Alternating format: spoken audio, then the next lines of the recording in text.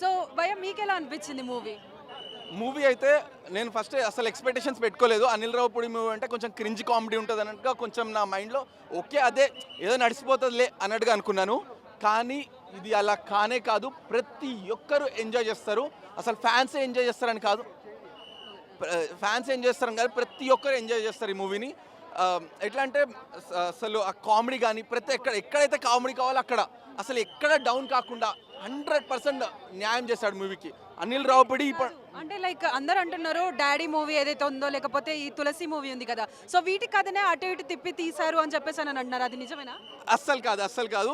ఇప్పుడు సేమ్ సంక్రాంతికి వస్తున్న కూడా ఆయన హీరో కూడా ఏదో ఒక ఇదేంటి పొలిటికల్ ఆఫీసర్ ఇలా ఉంటారు. అసలు దేనికి సంబంధం లేదు.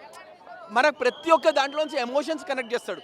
ఎమోషన్ ఎలా కనెక్ట్ చేయాలి, ఫాదర్ అండ్ సన్కి, ఫాదర్ అండ్ ఇదేంటి డాటర్కి, వాళ్ళకి ప్లస్ వైఫ్ అండ్ హస్బెండ్లో ఉన్న రిలేషన్ కూడా వాళ్ళు ఎలా ఉండాలి, వాళ్ళ మిడిల్లో ఎవరు రాకూడదు, ఏదన్నా వాళ్ళది వాళ్ళు సాల్వ్ చేసుకోవాలి అన్నట్టుగా సెంటిమెంటల్గా చాలా బ్యూటిఫుల్ వర్కౌట్ చేశాడు.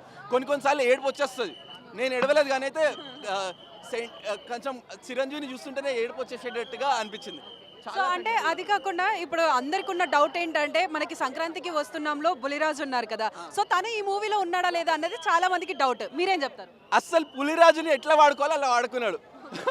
అతన్ని ఒక తిండిపోతలా చెప్పకూడదు. అసలు చూడండి, మీరు ఎంజాయ్ చేస్తారు. అస్సలు పులిరాజు వచ్చిన తర్వాత కూడా అతని ఫేస్ రివీల్ చేయకుండా మొత్తం పక్కన చూపిస్తూ ఉంటారు. ఎలివేషన్ అది అక్కడ హై లెవెల్ ఎలివేషన్ ఇచ్చేసాడు అతను కూడా. అతను ఇంకా పిచ్చి పీక్స్, అతని మూవీ కూడా 10 మూవీలలో వచ్చేస్తాయి పులిరాజుకి. Thank you.